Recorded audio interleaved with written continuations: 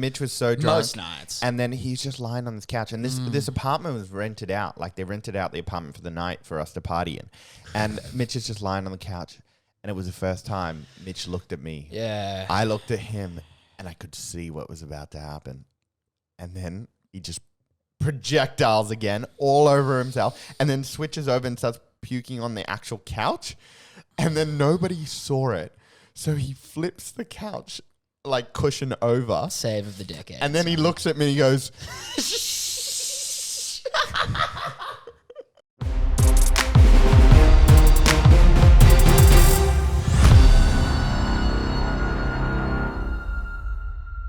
hello and welcome to the first episode of The Great Unloading. My name is Dennis and I am your host. Thank you everyone for joining in, and make sure you hit that subscribe button on YouTube, on Spotify, on iTunes, or whatever streaming device you're listening this on.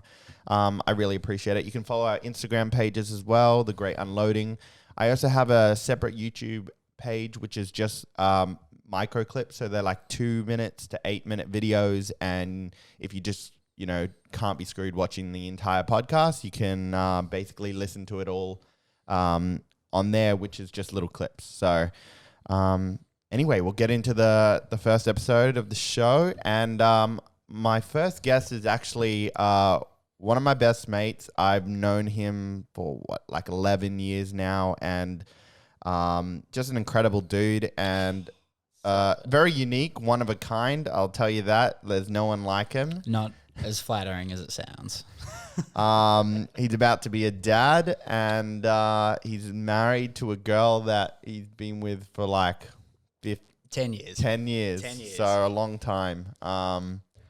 Anyway, this is Mitch Bayliss. Friends, honored to be the first guest. Yeah. Kind of. No, definitely. I mean, we've recorded two, but yeah, secretly the first guest.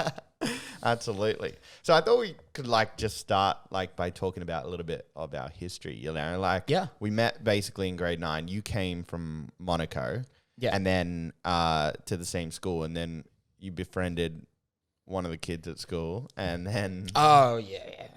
Let's skip all that shit. Yeah.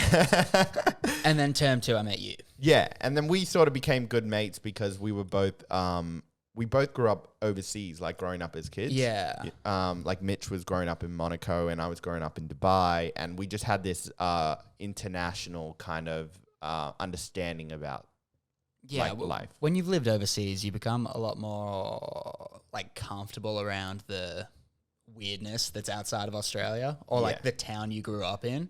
If you haven't done a lot of traveling, that's you can almost sense it in people who have traveled massively. Yeah. And dealing with different cultures and stuff like that, I just felt like when I first came to Australia, it was sort of a big shock because Australians are quite you're either part of us or you're not.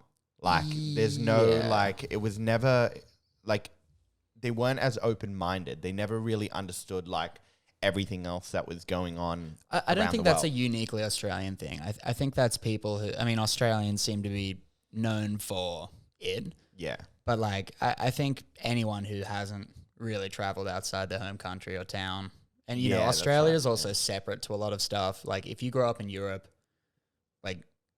there's 50 other countries that are a drive away. Yeah. And Australia doesn't really have that luxury. So that's right. Yeah. Yeah, you're just around more. Yeah, exactly. And I think I don't know about you, but I went to an international school. It was an American school in Dubai. Same thing. Yeah. So it was just all these people from all different countries that were only living in Dubai for work.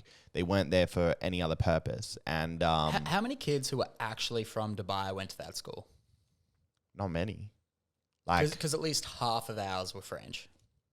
Oh, right. Which is weird. Yeah, it's not weird, but... Yeah, we didn't have locals. Ours was completely international students. It was a foreigner thing. Yeah, it was definitely a foreigner thing. And the only, local... it wasn't even local Dubai. It was more, Arabs and stuff. But they weren't locals, so... Yep. They're still international in a way, even though they're, from the Middle East and whatever. Yeah, okay. But yeah, that sort of brought us together and gave us a good connection and stuff. And then I think we used to hang out and we used to have a group of friends. We used to go ice skating all the time. We were big into ice skating. It's when you can't drink and you're too young and It was all there was. yeah. It was like close to a house and it was that or like riding bikes around to like the shops and shit. Yeah, and then like Mitch and I got like really into wakeboarding and stuff like that. And we used to wakeboard all the time. Like we spent our entire school holidays almost like every day going wakeboarding. And we were just so fortunate because your parents had the wakeboard boat. We were like 15. We weren't even legal to be driving the boat, and we were taking it out. We didn't really go out when we were 15. Yeah, we took it out a few times. Did we really? Yeah, I remember because it was just before you turned 16. And maybe we were taking out the boat on our own because we'd taken it out so much with your dad and stuff like that. Yeah, that when we just started taking it out and it was fine. Yeah, I remember. Fully recall that, but yeah, sweet. Yeah, it was crazy, but yeah, it was good times. Like as we got older, we ended up like finding a group of friends and we did a lot of partying. We had a crazy, like weird little group of people. Yeah, weird group, man. It was fun though. It was great. It was so much fun because there was no nobody gave a fuck. Yeah. Like that's what I liked about it is nobody cared about what the other person thought. Like it wasn't like judgmental. No, it wasn't cliquey. No, we wouldn't. No. We were very inviting to whoever and, you know, always were keen to meet new people. It was just a weird group of people. They just were into weird things. Yeah. So we had a friend and I probably shouldn't mention his name, but he had his parents lived on the beach, and about a block down from his house, they had this apartment that was like right on the beach. Yeah, upstairs from like a convenience store. Yeah, if anyone's in the Gold Coast, don't name it. If anyone in the Gold Coast knows Biscuit, BSKT, in Mermaid, well, Nobbies, that was an apartment once upon a time. That wasn't Biscuit, and that's pretty much where a lot of shenanigans happened. Yeah. I think. Look, one of the funniest stories I have to say from that apartment was we had a mate who was really drunk, right? And the reason we had this apartment was because the parents wanted us to, you know, just have this area to party in, and I felt like they just liked that they had more control of where we were. They just knew we were close by. It wasn't really like they didn't care about the apartment and anything that happened to it, and there was just never any questions about it. Well, to us, like, it's very likely that we weren't even, like, meant to be there. And he was just like, I got the key, let's run it. Do you reckon? Nah. Because the parents used to go over and have a look every now and then. Yeah, sometimes. I remember... It's all right, I'll bleep it. I remember one day the kid would... like we went outside and his parents were in the surf shop not the surf shop. Oh, surf I saving remember place this. across the road, looking down at him, and he was like, "Oh, I don't think we're supposed to be doing this." And he was so drunk on the beach, and that's when he had the sign. When he stole he stole the sign out of the ground. It was like one of those stop signs. Yeah, there was a lot of underage drinking. Yeah. Well, like kind of a lot. But it was. Actually. I thought it was really good though because we weren't the kids that were into drugs and stuff. Yeah, so we weren't really doing drugs. Yeah, well, we weren't. No, like the only drugs that were ever there was just weed. It wasn't a drug. Yeah, exactly. But like that was the worst that was there at the time. We never had anything, and we were never really taking anything. But we were just drinking, exploring that, and it was all in a safe environment as well. Like it was just our group of friends, and we would all look after each other and stuff like that. But we had one mate that was drunk and he was sitting on the couch and he was just like, I don't want you guys to feel how I'm feeling. Grabs like a goon sack. So anyone that doesn't know what a goon sack is, it's like cask wine. So like wine in a box and then you take the actual sack out of the box. It's just a bag of wine and it's poor. Yeah. it's and so he's so drunk and then he just throws it in the middle of the room.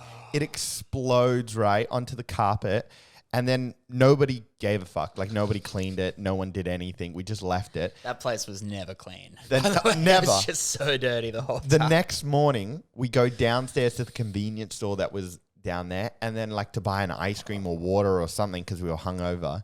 And then we walk in and the guy just had these plastic bags taped to the ceiling. Oh, it's raining. And then he goes to us, he goes, hey guys, I think there's a water leak upstairs. We were like, what? And then we look up and we're like, oh, we know what that is. It was the goon. Oh, It was purple on the roof too. It was so funny. I felt bad for that guy, but oh man, that was funny. It's tough, man. Yeah, and we had some crazy, like, and there was a lot of sexual activity happening in that apartment as well. Bit of weirdness. Weird. For like 11th graders, a little weird. Outrageous. But it was all safe. Just exploring what it's like to be a young adult. In front of everyone. In some cases, yes. Yeah. There was no shame. Nobody held back. It just, no one well, cared. Like, certain few people didn't hold back, at least. That's right. It was like, you know what was so crazy? We had this group of friends and we actually, like, I created this like web during my lunch break at school once. Oh, God. And it was just like how intertwined and ancestral this group of friends were. And how they all connected into this web. And I was very liberal. It was very liberal. Yeah. And I was very proud because for a long time I stayed out of that web for a long time. Yeah. It wasn't until after school that I ended up joining that web. But you weren't so into keeping it in the family. No. I don't know. It was a weird time. But man, it was funny. We had some great stories. And then Mitch and I ended up going to schoolies in Bali together. Oh, God. But before then, we spent the first 2 nights in the Gold Coast at schoolies. And the first night, I didn't make it out. 7 o'clock. I got one of those little 5-liter kegs of like Heineken that they had at the time. Yeah. And I remember like walking over Chevron Bridge, like sculling it as we were going. I barely remember showing up to the apartment. And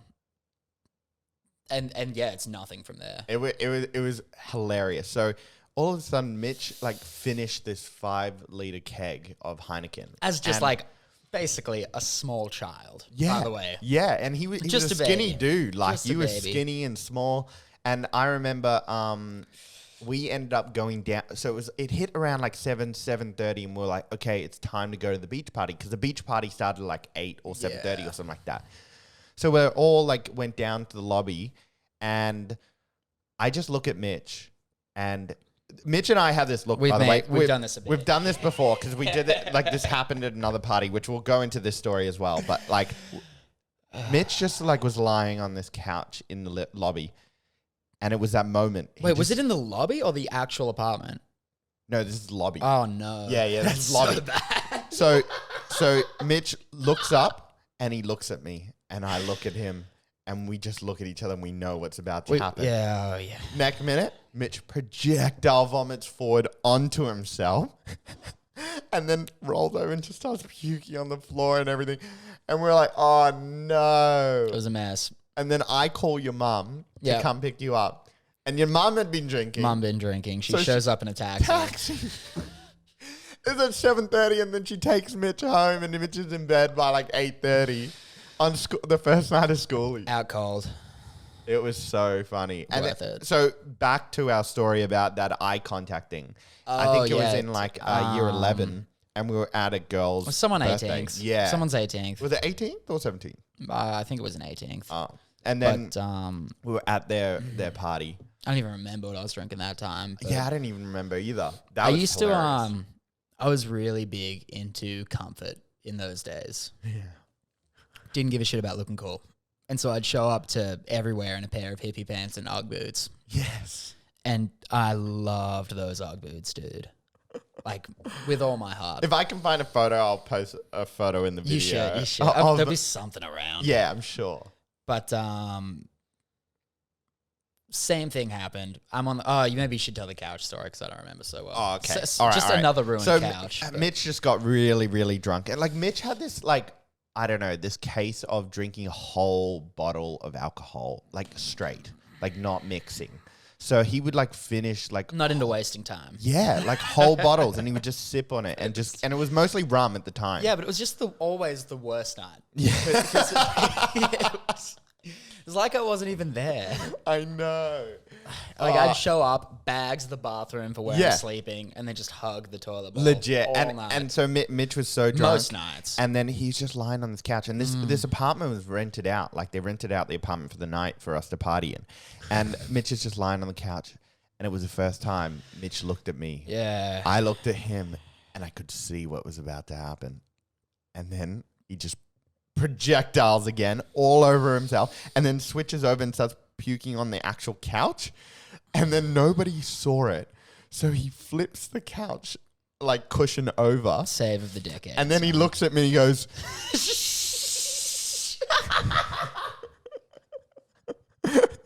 I burst into laughter and I never said a thing. And it was the funniest shit I have ever seen. And then I'm in the bathroom still puking. Yeah, so we got him in the shower. I'm sure it was you. What? Who gave me the Ugg boot and told me it was a bucket. No, it was one of the girls. I think it was like Jackie or Yana or something like that. But fuck you guys. Yeah, it was so funny. So we put cold shower on him. I don't know why. Someone's like, fucking put him in the shower, turn the shower on. And he's like, stop. Like, why stop? But when you're young, you have no idea. Like, you get told, oh, yeah, run the shower on them. They'll wake up and all this sort of shit. It was just... And then someone puts an Ugg boot next to him while he's next to the toilet one of my precious Ugg boots, by the way. And he projectile vomits all into this Ugg boot and just fills up with just vomit. It's full and just seeping. Ugh. It was so funny. It hurt having to throw them out the next day. Yeah, you love... No, did... Oh, yeah, I did. We walked past it, skip, and just threw them in. You let it go. Thank God. It's done. It's not like something normal you would do with like a pair of Uggs. Yeah. They're just gross. I've only had like 3 pairs my whole life. So filthy. Yeah, they get gross. Anyway, after that was the first 2 nights, basically. Oh, yeah. Then we went to Bali. And then we went to Bali, and that was a whole different ball game as well. Like, that was a year where we had a current affair. Like, they went to Bali for the schoolies thing, and they did this video. We met that dude. Yeah, and all his friends. Oi, brother! Yeah. Oh, that was so funny. And he was just plastered. He's like, I'm blind. And he's like on a scooter in the middle of, what was it called? In Kuta. He's in Kuta Beach. Him and his girlfriend are on this scooter. None of them are wearing helmets. And he's clearly off his chops.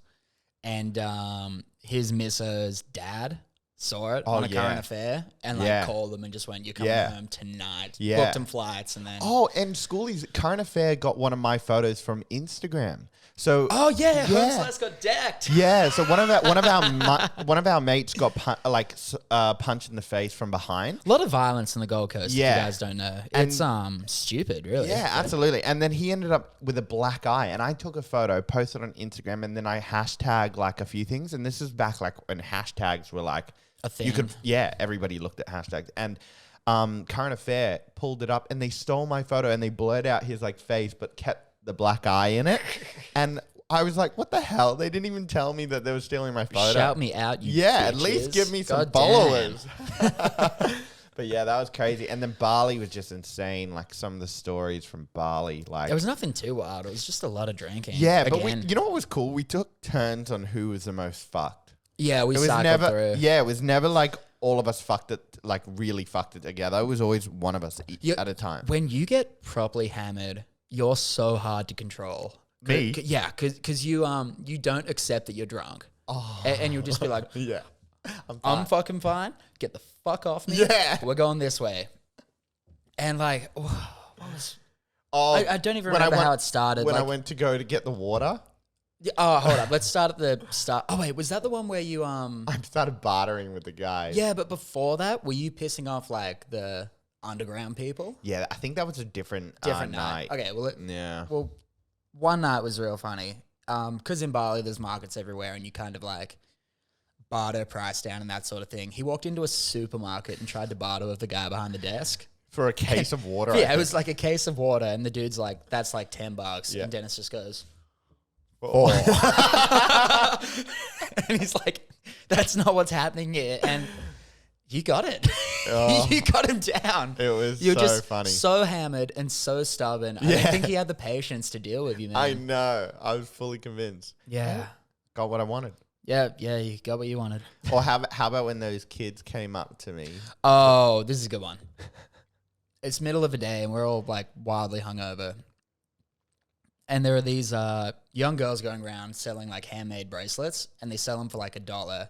And from what I've heard, like just some backstory to it, shopkeepers will ask you how much you spent on the bracelet and judge you based on like what the girls could like con you into spending. Yeah. And then they'd know how like much they could get away with you based off that. Yeah. But these girls go to sell Dennis bracelets, and he goes... They hassle me it's it'd be like 10 of them. Okay. And they're all just like, stop right there. Buy for me. Stop buy, right there. Buy. Because there were no more than 3. Oh, it felt like 10. 7-year-olds. It wasn't a hassle. And they were like, would you like a bracelet? And Dennis, no, they were like hassle. okay, it was maybe a little pushy. But Dennis goes like, why aren't you guys in school? It's like a Monday. And they go, we can't afford school. And I wouldn't buy a bracelet. This third world country, it's a mess. And they're like on the street on their own, middle of the day. And it's like a rough street too. Dennis goes, why aren't you guys in school? They go, oh, we can't afford school. And he's like, oh, I don't know. Go home and watch TV then. Get off the street. And we made him go back and buy like a ton of bracelets off him. I did. And I actually had liked to. them. I had them for a while. I had them on my ankle. Yeah. All right. But yeah. I hope they get that a lot so it didn't hurt them too bad. Yeah. Look, I think they're pretty tough kids. So I think they can I'm take a sure lot. they were. They probably also went to school. Surely there's public schools. Maybe not. I don't think they did. I think they made money for their parents because their parents were struggling as well. Go get it. But yeah, On the grind. it was a good time. We had a lot of funny times, and I went traveling to South America for a whole year. And you Slow down just a sec. What? One more Bali story. What? Which one?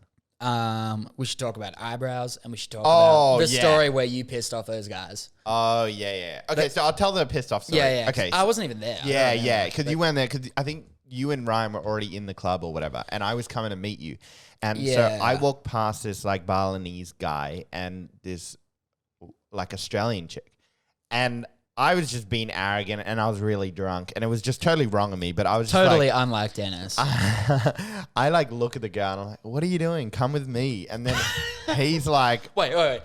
From memory, from what you told me, this dude is in like an all red suit, Yeah. sunglasses, tattoos, and got like bodyguards around him. Yeah. Is that right? Well, he had like guys around him. A Like, posse. I don't know. Yeah, posse. Yeah. And I was like, what are you doing? Come with me. Like, you know, don't hang around these guys. Come hang out with me.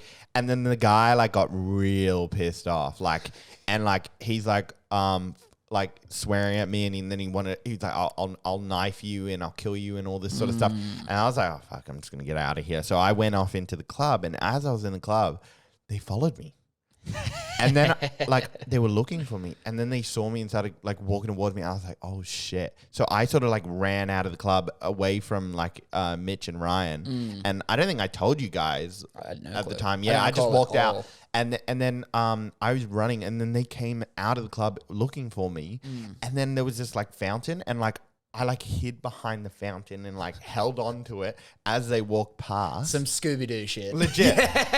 They walked past, and then I was like, shit, I need to get out of here. And they were like waiting out the front, like looking around. And so I was like hiding behind all these cars, like trying to avoid being seen by these guys. Yeah. And eventually I lost them. And then I ended up meeting up with you guys somewhere along the line. And then, yeah, that was just insane. And I was like, funny. that was dangerous, man. I shouldn't be doing stupid shit like that. But You are notorious for running your fucking mouth. yeah, when I drink, I just... Not even when you drink, man. Like, for a reference, all through high school, Dennis was just the biggest shit stir. All he wanted was drama. I loved it. Drama, little slut. Because it was so... Oh, the sound I got on my that. alarm.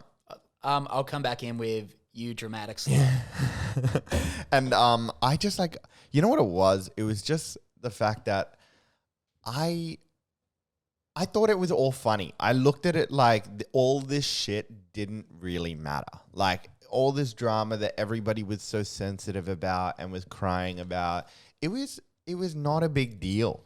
It was just like being young and then making a small thing into a big deal. It really didn't matter. And Yeah, but we when look you're back at it all. Yeah. And it's all a laugh. I mean, yeah, it's all funny. But when you're at that age, yeah, and like all your life is like what you're doing at that time, it's a big deal. maybe my maturity was just too on another level for you guys, that I just saw what you guys couldn't see.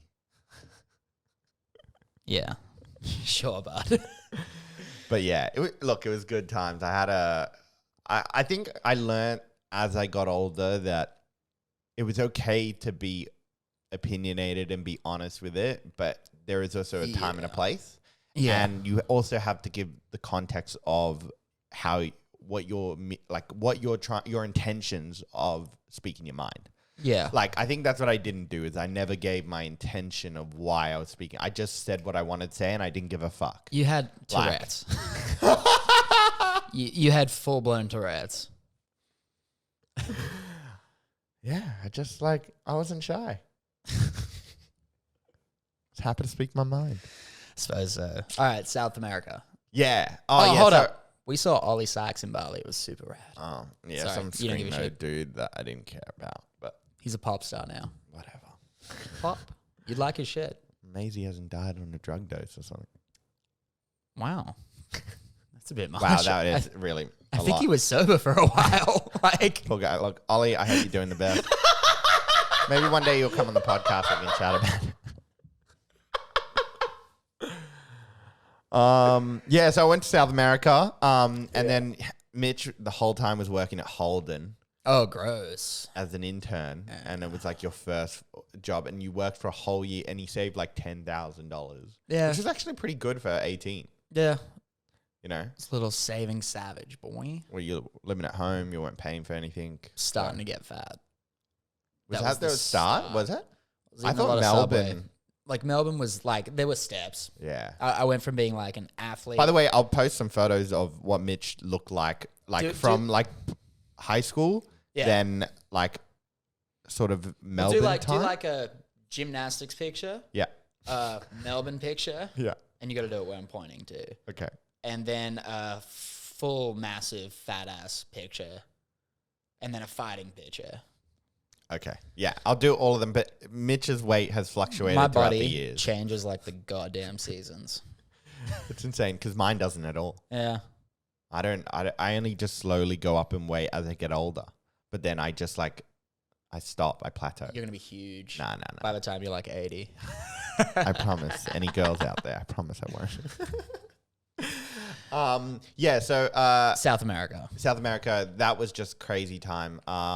Loved it, had an amazing time, came back, and I was just I still had that, I always wanted this independency as growing up, and that's why when I was 18, I left and went to South America to just do my own thing, live my own life. I just couldn't wait to be an adult and have responsibility. I really wanted to be very independent. And then I came back and I was hanging out with Mitch, and I was just like, yo, I'm going to move to Melbourne. And you're like, I'll come with you. Yeah. I'm like, really? And you're like, yeah. I was like, all right, cool. Yeah. And then I went a week earlier to Melbourne to find us a place and all that. And so I rocked up to Melbourne with my mom, and we found a place. And I was like, Mitch, this is the place. You keen? And he's like, yep, let's do it. I didn't even look. Yeah, you didn't even look. I just sent you photos for the biggest dog snake move. I know where this is going. The worst thing on the planet. Dennis, I didn't even look at the fucking hotel. I didn't look at the apartment because it didn't matter to me. But Dennis goes, hey man, you can have the slightly bigger room. It doesn't bother me. I know you got a lot of shit. I was like, that's real nice, man. Thank you. I get there. Dennis has this view over Melbourne City, really cool view. If you look hard, the whole wall was just a window. Oh yeah, if you look real hard, no wall, it was just a whole thing. Window. You could see the beach. You'd have to look very hard. But you could see we could. We had yeah. I didn't have a window at all. I had a window into the kitchen that people could see through. And it was barely a bigger room. I don't think it was bigger at all. Oh, it was. I did measure it, but it was a couple of centimeters. You piece of shit. Oh, that was funny. But yeah, it was that was a great time. We moved in together, and funny backstory. The reason you went down earlier was because I went to a festival and I saw Ollie Sykes at that festival. Oh, as well. yeah. Yeah. And That's I broke right. my nose And there. you broke your nose because Yeah. it was in one of those mosh pit things. Doing aggressive shit. Stupid. This is when they used to dance and throw their arms. Used to. I still do. Weirdos. Come to Full Tilt. Nope. Come on. No, Come not on. happening. Give it one chance. Anyway, when we were in Melbourne, Mitch pretty much ate $5 Domino's pizzas every day. And he didn't eat one. Used to eat two. There was a brief period where like we'd get like the 3 pizza deal thing, and I'd just go, fuck it. And the garlic bread. Like, screw it. I'm not done eating. I'm going to keep going. Legit. And what was it? Double bacon cheese Double bacon cheeseburger on a pizza. on a pizza. That's what he had. It's pretty foul, but It was so bad. And we used to drink all the time. I genuinely think Like every night. Like I look back and I was like, Yeah. how did we do that? And then we function the next day. Like this is when you barely. don't get... Really? I was Barely. always fine. I mean, I'm sure I I was didn't- okay, but like it was never like I don't think I felt great ever in Melbourne. Really? It was just consuming so much food and alcohol. Yeah. We did a lot And then of we drinking. and then we got jobs at that bar, yeah. and you could just kind of drink on the Drink up. job. Yeah. That was a lot of drinking as well. Oh, it was a lot of booze. Yeah. It was just a lot of drinking, really. And we didn't go out at all. Yeah. Because we were broke as well. And I was super broke. And yeah. And like, it was just a crazy time. Yeah. We just had so many memories of like, we would just get drunk alone. We started off with Sailor Jerry's. That's what we were sort of drinking. Captain Morgan, Sailor Jerry's. A lot of rum. And then we needed something a little... we'd finish like a bottle every night, like between the both of us. Yeah. And then we started switching up to Devil's Cut because it was Stronger. It was bourbon. It's just gross. And it was always with Coke. Oh, no disrespect to Devil's Cut. I'm talking about my drinking habits. Not your drink. Devil's Cut if you want to sponsor me. It was insane. And then we started playing League of Legends. that was a great time in my life. League of Legends, I was obsessed. I loved it. I love games where you can play with your friends. It got pretty And it was- sweaty. and so Mitch and I used to have our laptops and we used to sit on the kitchen table. We didn't have right a next to table, each by other. the way. Yeah. We didn't have a table We didn't at have any all. furniture at No, all. It was like We had two two beanbags, beanbags. a bed each, stools for the kitchen bench. And then like a little small ass TV that sat on a little like TV stand. Did we have a TV stand? Yeah, we did. We bought like a cheap like $50 TV stand. And then milk- that's all. And then milk crates we got on the street. Yeah, we had milk crates as like extra seating for friends and stuff. I'll post a photo of like us sitting like in our living room. It was just us sitting on beanbags. It was, it was rough. That was insane. And in the middle of a city too. Yeah, that was insane. And We barely left the city. Like we went to St. Kilda a couple times. yeah. We went to like bars just outside of a city, but we were pretty much in the CBD the whole time. Yeah. Yeah, pretty much. And that was hard. Like I didn't realize being in CBD all the time would be so difficult. It's 'cause- draining. Yeah, massively draining. No one in there has souls. No. Yeah, and It's it was always gloomy and dark, and the weather was so bad in Melbourne. Like it was so cold. I liked the cold kind of. I hated There it. were a couple days where it was a little gross cold. It was so bad for me. I just didn't like it. But yeah, it was a crazy time. And then Mitch ended up getting injured, and then he was just so unhappy in Melbourne. Yeah. And you ended up coming back like after maybe 9, 10, maybe 11 months or I something. moved back for an ankle reconstruction. Yeah. Yeah. That's right. But And like couldn't work because I couldn't walk. yeah, and- you couldn't work, and yeah. you were just sitting there, and it was gloomy and shit. And you'd rather, and at the time, like he was getting back with his girlfriend, which is now his wife. Yes. So Baby mama son. yeah, 9 weeks out. that's crazy, man. You're gonna be a dad. Yeah. We're 26 years old, and my best mate's gonna be a dad. And Look at you tearing up. you know what's crazy though? It's like, it was with Ash. Like Yeah. nobody understands, but there is such a massive history with Ash and you. Yeah. You guys met when you guys were like, what, 15? 16? 16. We were 16. I was 16. She was about to turn 15. 15. I only say that so I don't have to say the word 14. But you know all about that. Anyway. And anyway, we met like So I met Ash before Mitch. I knew Ash before you did.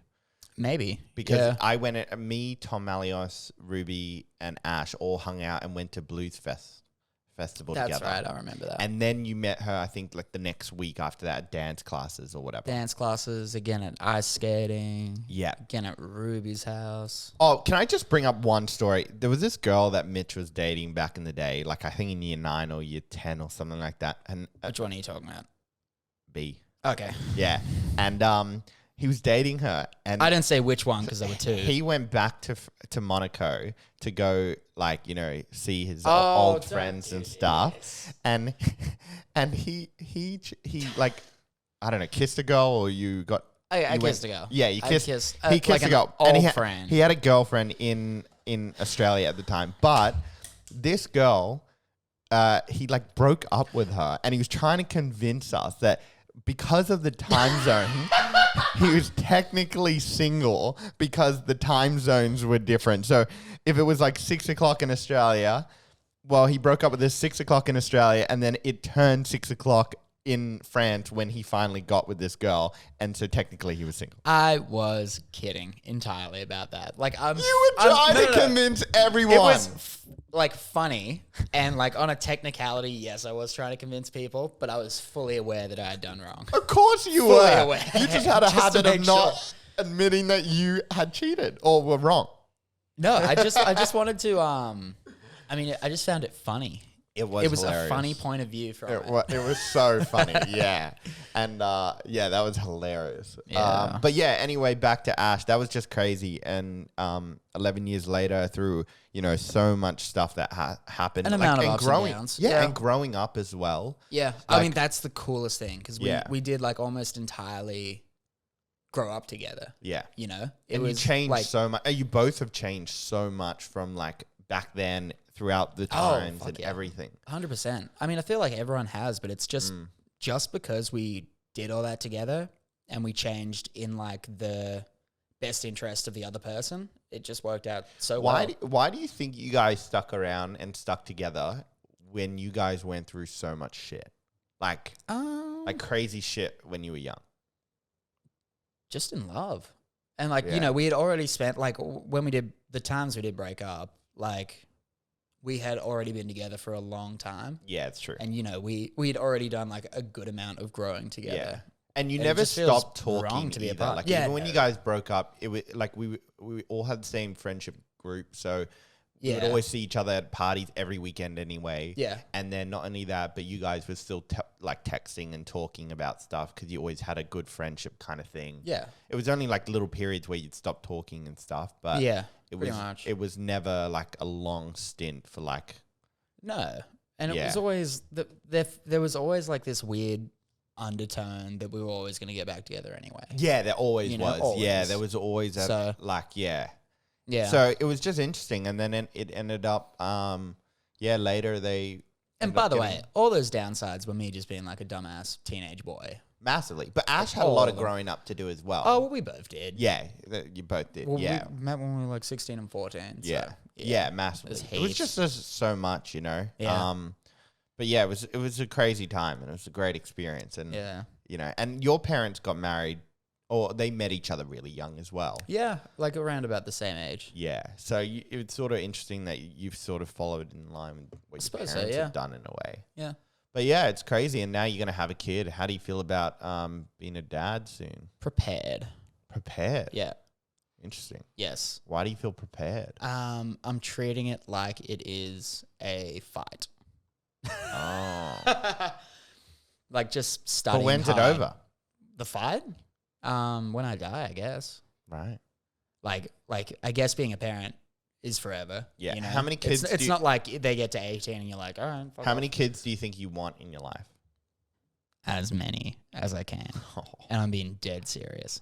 Fair enough. Yeah, Ash, I think you'll be. Much. Ash reckons like 3, 4. I think you'll be a great dad. I think you've always sort of been that very caring and loving like sort of person. Yeah. And I feel like you'd spend a lot of time because time is something that you value a lot, I feel. Well, that's all I'm working for right now. Yeah. Like to have money coming in a way that I can still spend as much time as I can with Ash and baby. Yeah, that's right. Yeah. That's the only priority for me right now. Yeah, fair enough. Yeah. It's so crazy. that's why we got the gym. That's why we got this. Do you want to give the podcast listeners some exclusive insight into the baby's name? No. I've been trying to get him to release a name for a while. It is simply not going to happen. I won't tell anyone. All right, it's Dennis. It's a good name. It's a shit name. Yeah, like, not going to tell anyone names. We had a couple names early on. We told like a couple family members. Yeah. And then they got too excited about it. Yeah. And we got bored of hearing the name. So we were like, hard yeah. no. Yeah, fair It's enough. not. Yeah. So, gonna keep it quiet for now. Yeah, fair enough. Yeah. But definitely want more kids. Are you nervous about being a dad at all? Not yet. Do you think your life is going to change much? Yeah. Yeah, 100%. And you're prepared for that and you're okay with that? Yeah, like the only thing I can see me, like I'm not worried about losing time, like going out and drinking with mates and that sort of thing. Thanks, man. Well, like I've got my priorities in check. Yeah, yeah. And I don't mind if it hurts your feelings. Yeah. One day you'll have a kid and I expect you to be a better father than you are a friend. Of course. Please fucking, for the life of God, please be a better father than you are a friend. But by the way, just quickly, sorry, Yeah. on the subject of children, I've had a new realization when it comes to my daughter having boyfriends. Okay. I have. So I used to be like, nope, my daughter will never ever have a boyfriend. She'll never meet a guy until she's like 27 or something like that. I've changed my mind on it. I've decided I want her to have a boyfriend for her whole high school years. Whole high school. Can I tell you why? I've realized why. And it's because I'd rather her be fucking one dude than several. Oh shit, is that bad? Is that bad for me to say? No. Like I'm just saying that on like a dad perspective. I don't think so. I'm not saying that like as a like it's women can't fuck like as many guys as they want. They can do whatever they want. Yeah. But as a dad, Understood. I only want to see one. I don't think that's a bad thing. Yeah. I don't think that's a bad thing. So because you as a teenage boy didn't want that for any girl, did you? What? You didn't want anyone to just be like, you wanted girls when you were a teenage boy to be promiscuous. Yeah. And every boy that your daughter meets is going to want that too. Exactly. That's why I'd prefer one boy and her having a boyfriend. Because that means at least she's not going around and just like, yeah, but being like, and I'm not saying it's her fault. I'm saying there's some guys that are fucked up in this world. Yeah, but that's what I'm saying. That are saying. older and take advantage of younger girls. With that hope, you have to hope a couple other things too. Like she meets a really great guy off the bat. Yeah, but even when with when you're that young, you're just a boy. Like exactly. Unless you're not a drop kick of a kid, then exactly. I'll be like, because like the only and just from like good influence. The weird personal experience I've got is you need to grow with that person if you're going to meet them at that stage or any stage. You probably need to do some growing. But I'm not into worried. The person they need to grow into you. I'm not worried if they break up and stuff later. All I want is just to know that at least I know there's only one guy. But you don't mind if they break up? Oh, what? And she just never gets with a guy again? No. Then later in life, she, finds someone else. And she'll be an adult by then. She can do whatever she wants. But like during the high school years when it's most scary of, pregnancy and just like taken advantage of. And just, your maturity is just not fully developed yet. And you've got older guys that are taking advantage of younger girls. Like I hear this story time after time about how a girl has been put in an uncomfortable situation because of an older guy taking advantage of them, and they just don't know what to do because they're so young that they didn't know that they can just be okay with voicing it. And like, I'll definitely encourage my daughter and teach my daughter to voice those, but I'd rather have the mindset that she has a boyfriend and at least I know who he is, what's he about. They come around to the house. I've met him.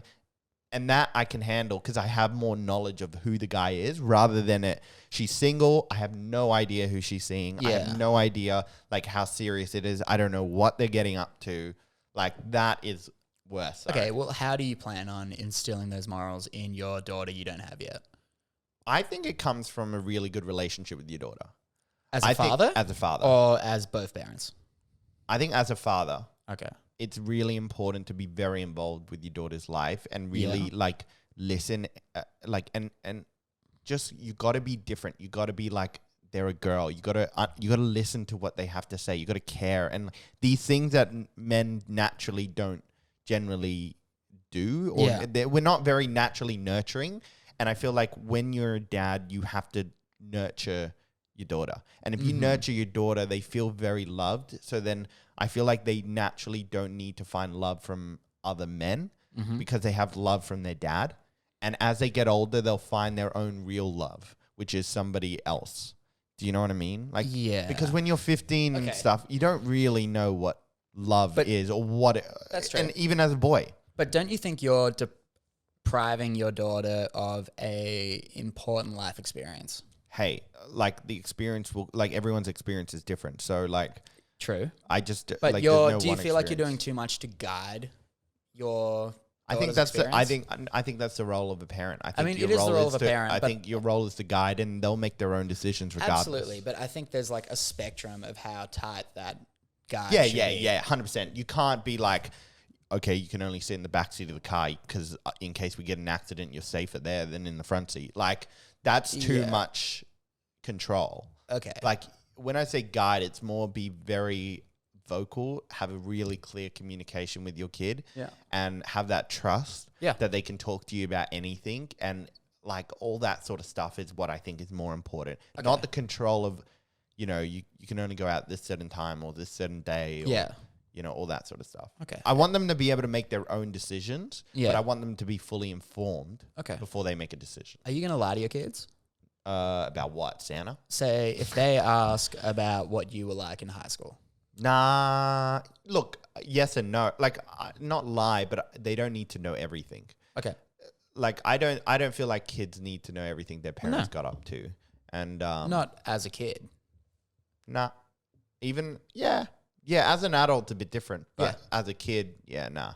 I don't think they need to know what we got up to. Okay. Yeah, I think they need to make their own experience, because if you just start, I feel like if you tell your parents, oh yeah, I was taking loads of drugs, or I was taking, having loads of sex with loads of people. Like, I think they think then it's automatically okay to do that. And it is, but they need to make their own decision on that, not be like, otherwise they're looking at it like their parent says it's okay. Yeah, I suppose so. And that's what kids do. You know, they think, they look to their parents to say, is it okay? And if you're communicating that that's what you did, well, that's telling them that it's okay. It's the same with like smoking. You can't be a smoker and then tell your kid you shouldn't be smoking. Yeah. I mean, I think the bigger thing is leading by example. Like, sort of what you're saying, but less about like talking in the past, just being a good person around your kid. Yeah. And in general, not just around your kid. Because they smell the lies. It's true. I don't know yet. I don't have a kid yet. I'm looking forward to this, man. What do you think, like, now that you're married, do you feel like things in your relationship have changed? Do you feel like, okay, so here's my point, right? Okay. Some people don't like to get married for a very long time. Like, they'll stay in relationships for, 3, 5, 7, 8, 10 years, right? You guys are a bit of a different situation because you met so young. So, of course, you were dating for so long because you obviously weren't ready. But say you met Ash at like 23 or something and she was 21 and then you dated for like 3 or 4 years. Would you be engaged to her and married to her by the time now you're 26? It's kind of a hard question because I don't know. Like, we would have been totally different people if we didn't meet each other, Yeah. I understand that, but so, my whole thing is like, do you think people are waiting to, like, because like people will go out and buy a house together, but they won't get engaged, or married? Okay, like I'm gonna answer this by sort of bringing something else up that kind of relates. I think the whole true love thing is kind of like a lie. I think you can learn to love anybody. Like, love is abundant. Anyone can feel a great amount of love for someone if you allow yourself to. What isn't abundant is someone who is, like, there for you to, like, make the best of your life and for you to do the same for someone else. So when you meet someone that is there to, like, build you up and you're doing the same for them and you learn to love them, that's, like, magic. And that's what me and Ash have here, where we're both, like, it's just a constant structure of support between the two of us. And then the love is obviously there because we've been together for so long. But I don't think the love is special. Obviously, love's one of the best feelings in the world. Yeah. But it's not necessarily unique. What is unique is how we treat each other and how we go about making a better life between the two of us. So maybe if I met when I was 23 and she was 21, but maybe we don't have the same mindsets as we have. Yeah. Maybe we're not as supporting. I just feel like, like everyone talks about getting married too early. Yeah. I'm now worried more about getting married too late. When I say too late, not by you getting too old, I mean by you having this. You haven't grown with them at all. Well, you've got this long-term relationship that you've built, and then you won't do the final commitment. I have a friend, right, and she's married, and I said to her, I was like, if you weren't married, would you still be with the guy? Yeah. And she goes, nah, probably not. Like marriage. Well, that's silly. They should just break up. No, because marriage has taught her to fight, not just give up. Like, and now they're in a great place in their relationship, but that was because they just didn't. They had a commitment. They had, or like she had showed that she's committed to this guy, and he is committed to her. So because of that, there was no thought process that I'm gonna break up with him or I'm gonna leave him. Okay. Just because of like a disagreement. She was almost, oh, well, you shouldn't break up because of a disagreement. No, but like people give me one sec because I'm gonna go take a piss, and then I'll get back into this. Oh God. About them two, marriage is like, I don't think marriage should have been the reason that they stayed together. Like, if it's that much of a commitment, I don't understand why you would sort of like do it in the first place. Like marriage. Like, I think marriage is kind of a little silly. Having like... But you've done it. Yeah, I've done it. No, but I still think it's silly because it's basically letting the government be a part of your relationship with your partner. Yeah, but I don't see. I like a lot of people bring this up, and I just don't look at it like that. I look at it as marriage is a full commitment. Like dating, you don't have to stay with someone when you're dating. Okay, you know why? Because when you're dating, the whole point of dating, it's not even that like it's being created by society, but dating, the whole purpose of dating was just to figure out whether you are compatible with this person. So you don't have to put up with everything you do. But marriage and commitment is a very different story. I think you should be committed before you get married. Do you not think so? I think people are committed, but they can also choose not to be committed. Yeah. Whereas with a marriage, I feel like it holds you more accountable. Like it's more of a bigger verbal and also to the world that I'm committing to this person. Yeah, it holds its value. Marriage holds value, whereas dating doesn't as much. Like I suppose so, but I think, like what the big commitment should be is becoming parents. Like that should be the big moment. Marriage is like a weird celebration. No, but you're looking at marriage as like this piece of paper or this thing you're just trying to show to everyone. Yeah, but it's not. It's the actual.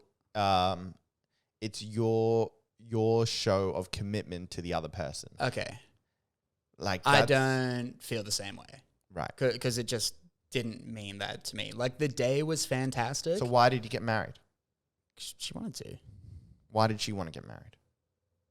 She's a girl. Like I understand its importance with some people, but I just don't feel that way at all. I think like the biggest commitment should be being a parent, and that's your commitment to that person and the child. Yeah, I know, but I don't know. It's tough. I don't know. Like marriage it honestly seems like a bad deal for the guy. Like at any point, they just leave with half your shit. What about if we leave with half their shit? Very rare. It happens. That one guy did it. I don't remember who it was, but like there was one. If you're really that worried about it, you can sign a prenup. Yeah, but we didn't do that either. And that's not what I'm worried about with marriage. Because she makes more money than me. Oh, no, I'm not worried about anything with marriage. It's just meaningless. I don't think it's meaningless. I mean, we had a fantastic day that was like about us, and we said lovely things to each other, and we made promises and stuff. But I was committed before we got married. Of course, but like, it's a lot easier. Like, now that you're married, I feel like it's a psychological shift. Like, that's what it's doing in your mind. It's a psychological shift that, you know what, I'm now married to this woman. I am committed to her for the rest of my life. Whereas when you're dating, you can just say, oh, I'm committed to this person for the rest of my life. But you can still, you just psychologically, your mind hasn't shifted because you're still, your relationship hasn't gone to a new chapter. Your relationship hasn't gone to a new stage. You're just still staying in the exact stage that you were. Like, because I can record. No. Well, yeah, that too. That's a thing. That's a stage. Yeah. But like, the stages aren't necessarily like set chapters. Like, I can recall me going, oh man, like, I should really be better to Ash. I should be a better person. And that was the shift. And when I started doing that and like caring more as like a boyfriend, that was like the major shift. And then I was just a better person, a more grown-up person in general. I remember this because I remember seeing you do this, and I was like there was a change. Well, I just started like caring and putting in a lot of effort, and that meant more. I think. I mean, I don't know how she feels about the wedding. The wedding was awesome, by the way. It was a great day, but it wasn't like. I don't think that should be the commitment. I don't think there should be contracts. I don't think it's the actual wedding. It's more about the marriage. It's about it's not the actual event that you need to focus on, or the bit of paper. It's that the commitment that you bring with marriage. But it was there before. Yeah, but I feel like it goes to another level. Maybe to society, but to us, I don't think that was the case. Like, if everyone else sees us as like something different, which I know some people weirdly did, like you. Yeah, I definitely did. You were like, oh, I didn't know you guys were serious. Yeah, well, for me, 10 years. Because for me, it meant you were showing a commitment, like, to her. Yeah, you were committing yourself to her and nobody else. Yeah, nobody. Yeah, but you've been dating her before, and you've also not been committed to her. I suppose. So what's the difference? Well, like, I was committed to her. No, you weren't. You weren't, and then you were, and then what makes you? Why can't like when we broke up. Well, like, I mean, when in your younger days, you wouldn't say you were committed like you are now. What are you getting at here? All I'm trying to say is that your commitment wasn't there until you decided to commit. Yeah. Which wasn't the marriage. No, which wasn't the marriage. Yes. But then your decider, when you commit in a marriage, that's just another level. I didn't feel it. You don't feel it? No. At all? It's just like it was before we got married. You'll feel it. It doesn't change, man. It's not like there's suddenly an aura around you guys. No. I don't think, I think it's just more of it's a change in mindset. It's like, it's really, I'm going to spend the rest of my life with this person. I was there before that. Yeah, but that's why you proposed. I was there before I proposed. That's why I proposed. Exactly. But I was there before the wedding. But you didn't have to propose. No. But you did. Well, she really wanted to get married. Why is that? Because she's a girl. She wanted a marriage, man. When you're all grown up and you've got a girlfriend of your own, you'll understand. Yeah. You've always over-romanticized stuff.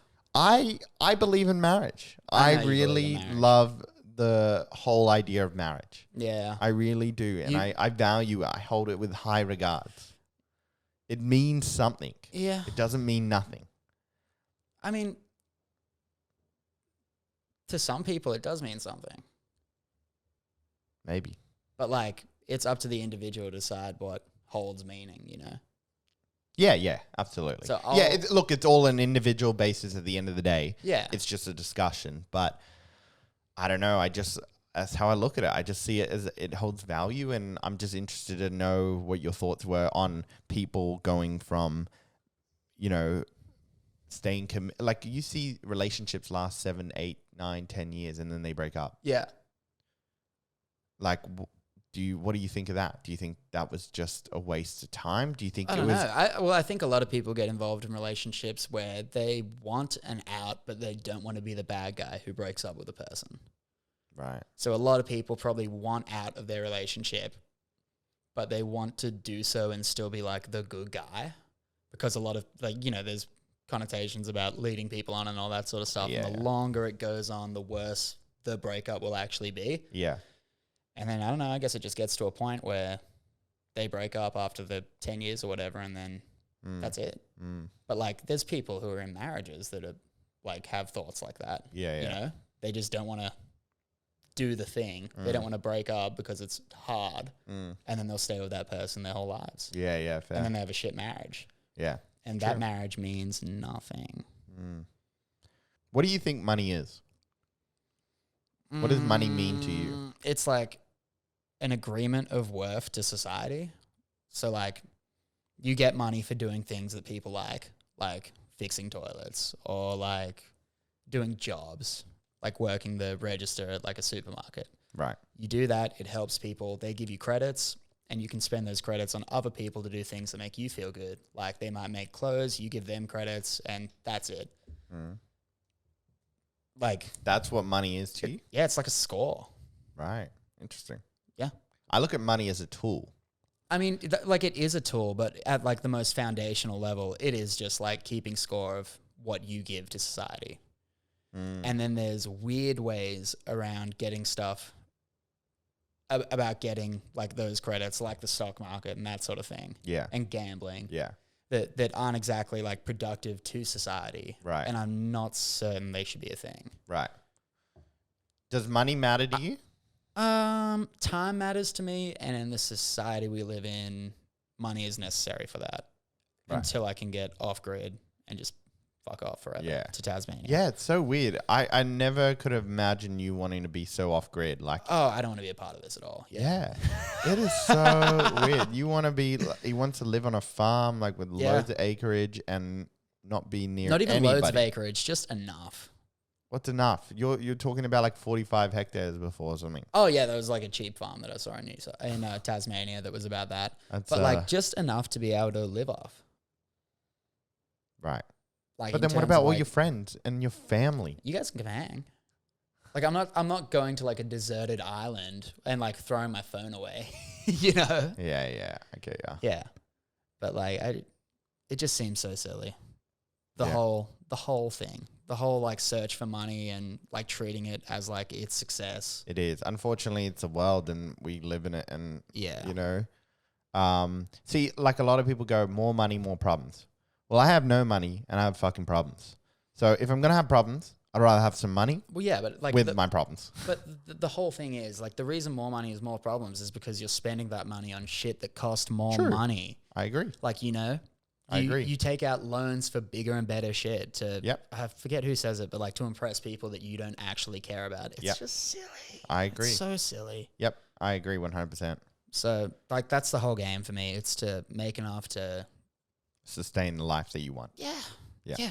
For me and my family, you know, and then be able to put time into my children, make them the best people they can be. They can go off, do whatever they want. Like just give them the tools to be able to do that, you know? Yeah. Rather than not be there and leave them being raised by like kind of one parent. Like not that Ash wouldn't do a great job, but like how many kids do you reckon are raised by like one parent just because one of them is off working most of the time? Yeah. Like tons. Yeah. You know? So, yeah. What do you want to instill in your baby boy? That's a really hard one. What values? I mean, I think the most important things, probably resilience is a big one, because there's so much like stuff trying to get people down, mostly other people, but there's like resilience seems so important to be able to have like a successful life. And then the ability to think without like the bullshit that goes on inside people's heads, to see like through like weird contracts with like society and all that stuff and be able to see what's like actually important to him, which might not be the same as me, which I totally get. Yeah. But just be able to like make a decision on what is important to him, have like a clear set of like morals and goals and be able to go off and chase them. Yeah. And health and all that, obviously. But Yeah, of course. Yeah. Very interesting. Well, I'm excited to see what happens. And it's going to be fun. When's he due? April, right? Not exactly publishing that, but just April. Oh, April beep. April, yeah. All right. Well, I think we'll wrap it up here. I think you don't want to do another hour? No. That's softy. Okay. I think we'll wrap it up here. Lastly, are you doing anything at the moment that you want any of the subscribers to know about? Come train with me at Apex Performance and Fitness and listen to. I don't really have a podcast. But Apex Performance. Yeah, Apex Performance and Fitness. And go to Mitch Picks MMA on Instagram if you're into combat. And go look at all my fighting shit. Yeah. And his gym is actually based in Burleigh Head. So anyone on the Gold Coast that's looking for a new gym, wants to get fit. Absolutely. They do stuff like boxing and jiu-jitsu. And they also do weight training and like... I mean, it's mostly like weight training. Yeah. But we do a little bit of boxing and grappling. Exactly. So you can do a little bit of mostly everything. Weight training, fitness, all that sort of stuff. Yeah. And it's a very like nice environment. Like everybody knows everybody and smiles and says hello and everything like that. So... You coming in tonight? Not tonight. I'm going for a run. But He never comes in. Tomorrow we'll box. All right. Sounds good, man. Anyway, guys, thank you for listening to the first episode Number of one, The Great Unloading. And if you haven't done so already, please hit that subscribe button. If you're watching on YouTube or you're listening on Spotify, iTunes. And we'll see you in the next episode. Gang. See you, friends.